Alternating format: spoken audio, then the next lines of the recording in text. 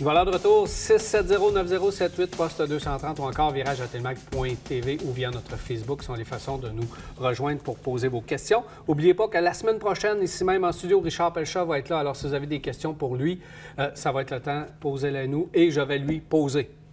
C'est ça? C'est à peu près ça. Ouais. Hey, Jacques, avant de répondre aux questions des gens,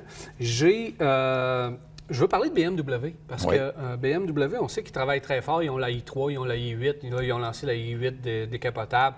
Et on se lance vraiment dans l'électrification des véhicules pour BMW. Ils veulent lancer d'ici 2025 25 voitures électrifiées, dont 12 100% électriques.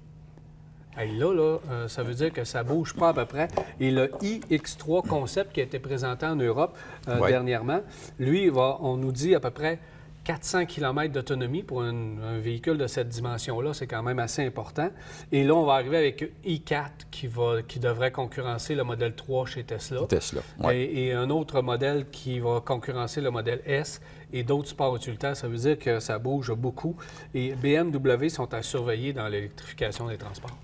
BMW et tous les manufacturiers, les Allemands et tous les manufacturiers automobiles à travers le monde, parce qu'on est en train d'essayer de les obliger à nous présenter des véhicules électriques, parce que nous, surtout, le Québec et on sait, et la Californie sont deux pays ou deux places où on va avoir besoin de beaucoup de véhicules électriques, parce qu'il faut arriver avec une certaine balance au niveau nombre de véhicules vendus.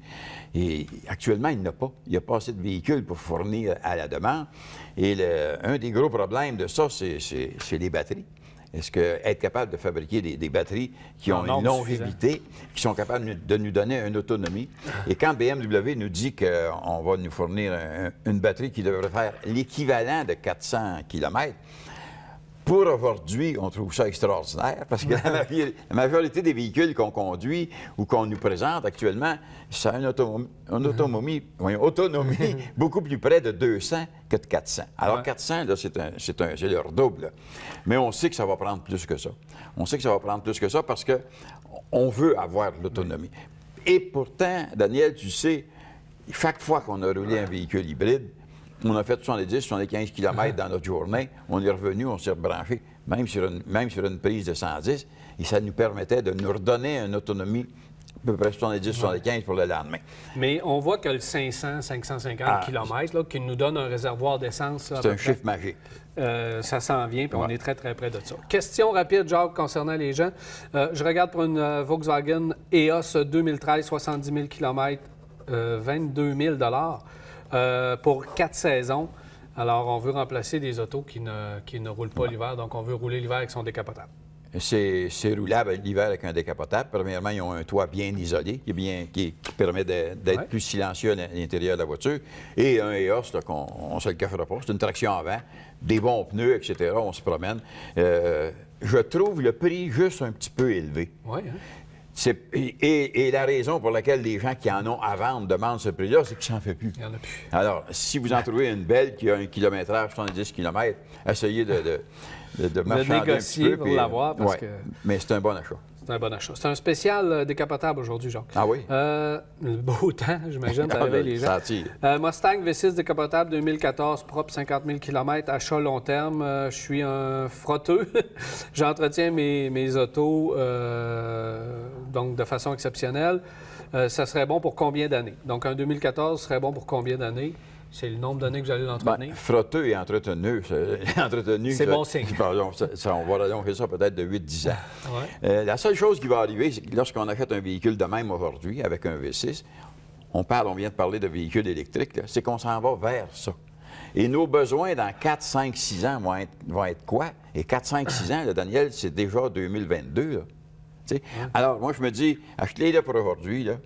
Ayez du plaisir avec, entretenez-le. Et s'il vaut quelque chose dans 4-5 ans, bien, tant mieux, puis on verra. On verra à ce moment-là, mais c'est un véhicule qui va garder sa valeur s'il est bien entretenu, s'il est propre, ça va se revendre comme ça au niveau décapotable. Puis si dans 4-5 ans, il va avoir un véhicule électrique, bien, Décapotable. Il n'y en a pas encore, véhicule électrique décapotable. Ouais. Très, très rapidement, MX5 pour faire des randonnées ou Fiat 124, parce que c'est le même véhicule. Pour faire des randonnées de fin de semaine en Estrie, il remplace une moto Spider. Donc, probablement qu'on va avoir un toit. À peu près 15 000 km par année. Oui, excellent. Moi j'y vais avec le MX5. C'est mon choix. C'est eux autres qui l'ont dessiné, qui l'ont développé, etc. Ça demeure un véhicule agréable à conduire et ça va faire un bon remplacement pour un Spider. Ben oui, MX5 ou 124. Allez essayer, c'est le véhicule qui vous plaît le plus. La motorisation n'est pas la même, mais tout le reste du véhicule, c'est la même base. Donc, 15 000 km, en plus, il ne roulera pas l'hiver, donc vous allez avoir ça très longtemps. Aucun problème. Et ça roule l'hiver. Et ça roule l'hiver. Oui. C'est aux questions de pneus. Et de prudence. Et oui.